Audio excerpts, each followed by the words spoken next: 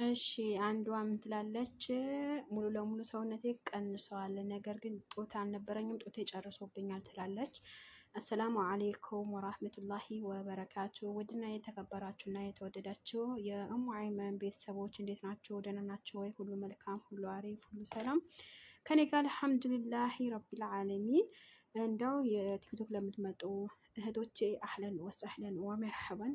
ላይክ ረባ አላህ ይሁንባችሁ። ላይክ የለም ሀቂቃ ነው የምላችሁ። የምሰራቸው ስራዎች የምትወዱት ከሆነ የምሰራቸው ስራዎች እናንተ በጣም የሚጠቅማችሁ ከሆነ ለምንድን ነው ላይክ የማታደርጉት? እኔ እኮ ግርም ይለኛል። እጃችሁ እኮ ነው ላይክ የሚያደርገው እንጂ እኮ ለሌላ ነገር እኮ አይደለም። ለእኔ ይጠቅመኛል፣ ለእናንተ ደግሞ አይጎዳችሁም።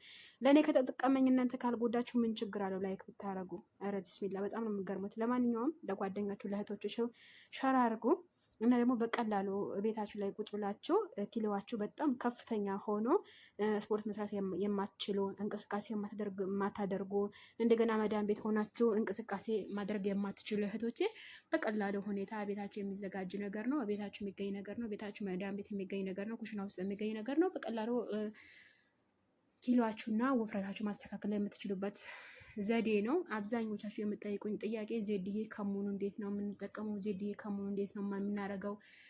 ምን አይነት መጠቀም አለብን? እስከ ስንት ቀን ነው ከተውነው በኋላ እንወፍራለን ወይ? ብዙ ጥያቄ አለና ከአንደኛው ልጀምርላችሁ። አንደኛ ነገር ከሙን አንድ ማንኪያ ከሙን እና ግማሽ ሎሚ ይኸው እኔ እንደማንተከትከው አድርጋችሁ ማንተክተክ ነው። ጠዋት ማታ መጠጣት ትችላላችሁ። ከ80 ኪሎ በላይ ላላችሁ ማለት ነው። ከ80 ኪሎ በላይ ላላችሁ።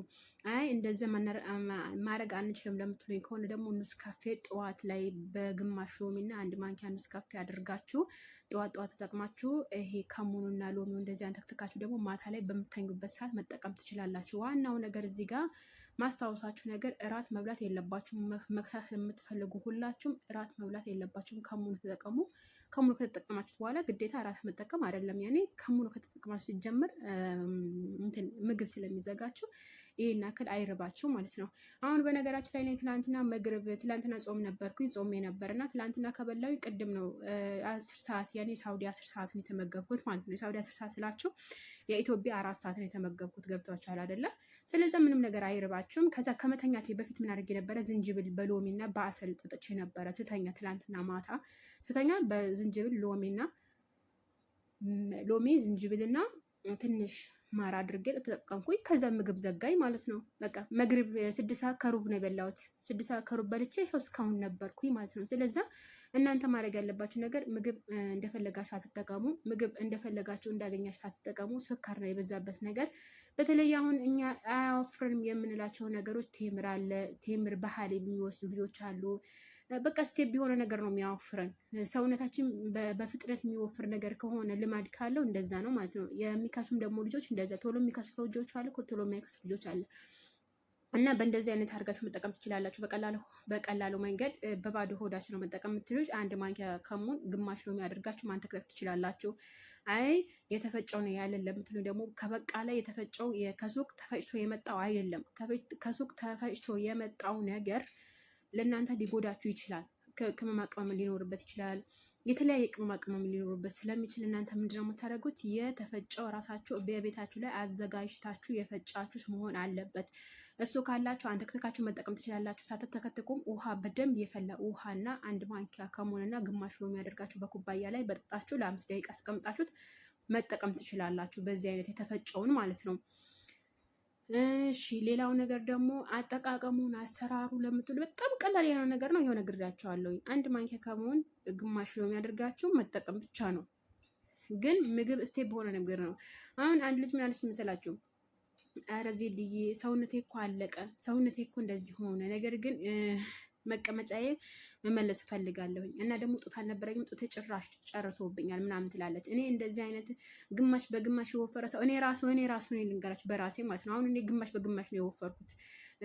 አሁን እጄ ወፍራም ነው፣ ዳሌ ማሻላ ነኝ፣ ግን ወገብ አካባቢ ምንም ዜሮ የለኝም፣ አንገቴም እነዛው እና እንደዚህ ግማሽ በግማሽ የምንወፍ ልጆች ከላይ ስንጠጣው የበለጠ የምንፈልገው ውፍረት ሊቀንስብን ይችላል። ግን አሁን ምሳሌ መቀመጫ እኔ መቀነስ አልፈልግም፣ እጄ ነው መቀነስ የምፈልገው።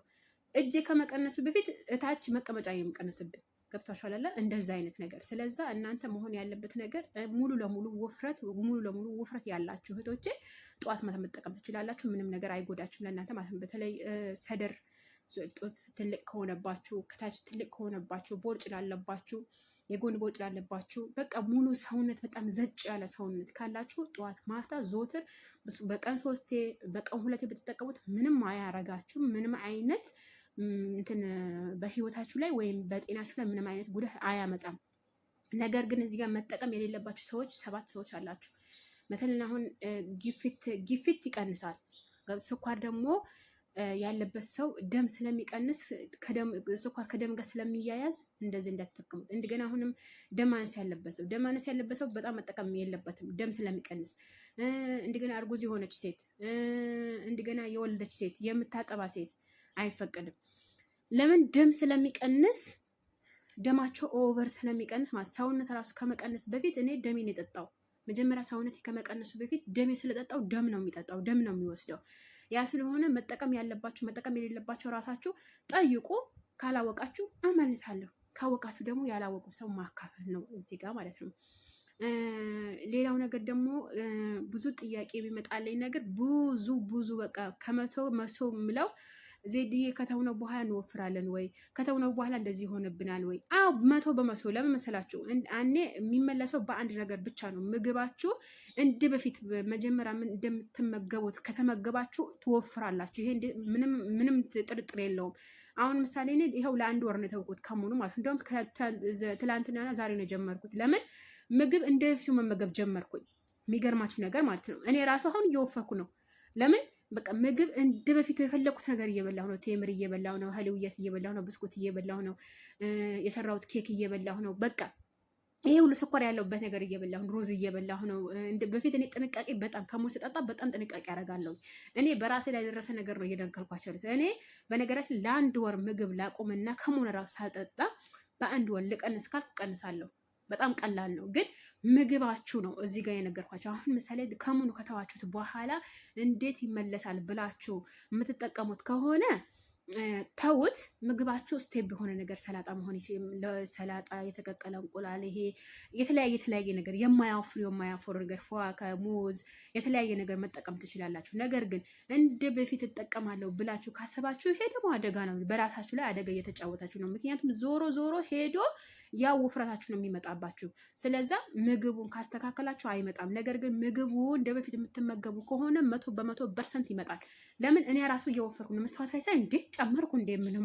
ግን ትላንትና የሆነ ከዚህ በፊት ጠቦኝ ከከሳው በኋላ የለበስኩት ቀሚስ አለ። ትላንትና ስለብሰው ደግሞ አልሐምዱሊላህ ይሄን ያክል አልወፈርኩም። ግን እየመጣው ነው እጄ በጣም እየወፈረብኝ ነው ያለው እና መቀመጫዬ ደግሞ እንደዛው። ስለዛ ለምን መሰላችሁ እንደዚህ የሚመለሰው ምግብ እየበላው ስለሆነ ነው። እኔ ደሜ መመለስ እየፈለኩ ነው። አሁን ደግሞ ቪምቶ እየጠጣሁ ነው። ቪምቶ ደም ይመልሳል ስለተባልኩ ቪምቶ እና ይሄ የቲማቲም እንትን የለም የተፈጨው የቲማቲሙን እየጠጣሁ ነው። ያ ደግሞ ደም ይመልሶታል። ያ ደግሞ ውፍረት እየመጣብኝ ስለሆነ እናንተ ያ ነገር መጠቀም የለባችሁም። እኔ ደግሞ ደሜን ከሞላሁኝ በኋላ መቀነሱ ስቴፕ የሆነ ነገር ነው። ከሙዝ ሳልጠጣ ቡና ሳልጠጣ ምግብ ብቻ በማስተካከል እኔ እቀንሳለሁ። ለምን? በቃ ራሴ ላይ ምግብ ነው ፎከስ ያደረግኩት በአሁኑ ሰዓት። ለምን? ቲማቲም እየጠጣሁ ነው። ጠዋት ቲማቲም እና ዝንጅብል አድርጌ አንዳንድ ቲማቲም ፈጭቼ እየጠጣሁ ነው ደሜ ለመመለስ አንደኛ። ሁለተኛ ነገር ደግሞ ቪምቶ ጠዋት አንዳንድ ኩባያ ዘወትር እየጠጣሁ ነው። ለምን? ደም ማነስ ስላለብኝ። ያ ደም ከሞላሁኝ በኋላ በቀላሉ ነገር እኔ እከሳለሁ ነው አምናለሁ በራሴ ላይ። ስለዛ እናንተም አሁን ይሄ ሁሉ ለምን አስፈለገኝ? እናንተ ማድረግ ያለባችሁና ማድረግ የሌለባችሁ ነገር እወቁ ማለት ነው። ኢንሻአላህ በቀጣይ ቪዲዮ እንገናኛለን። ቪዲዮን አረዘምኩባችሁ። ላይክ እና ሼር ማድረግ አትርሱ። ከወደዳችሁት ደግሞ ወደድነዋል ብላችሁ ኮሜንት ስራ አስቀምጡልኝ። ከዚህ ቪዲዮ በኋላ ደግሞ የምሰራላችሁ ነገር ካለ ጻፉልኝ።